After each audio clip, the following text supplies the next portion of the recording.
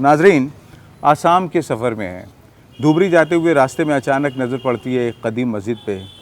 कोशिश करते हैं कि देखें, मालूम करें क्या है ये मस्जिद। तो मालूम हुआ कि ये मस्जिद आसाम की सबसे कदीम मस्जिद है। पानबारी मस्जिद या रंगामाटी मस्जिद कहा जाता है इसे बंगाल के सुल्तान अलाउद्दीन हुसैन शाह ने 1498 में बनाया था। उस हिसाब से आप देखें कि तकरीबन 550 साल के करीब इसको हो चुके हैं। आइए देखते हैं इस मस्जिद की तारीख़ क्या है।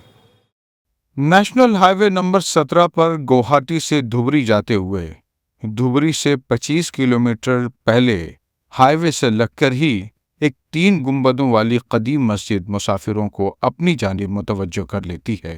पानबारी शहर की पानबारी जामा मस्जिद या रंगामाटी मस्जिद सड़क से लेफ्ट साइड ऊंचाई पर वाक़ होने की वजह से नज़रअंदाज नहीं की जा सकती।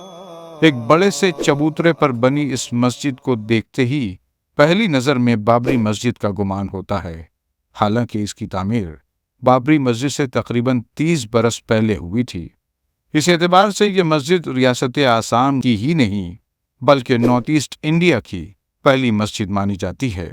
यही वजह है कि ये मस्जिद आज एक टूरिस्ट स्पॉट बन चुकी है, जहां मुसलमान गैर मुस्लिम सब हाजिर होते हैं।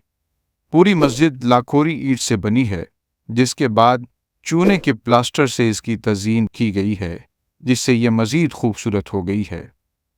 3 गुंबदों के अलावा चारों कोनों पर मीनार भी बनाए गए हैं। यह मस्जिद इस्लामी आर्किटेक्चर का शाहकार मालूम होती है।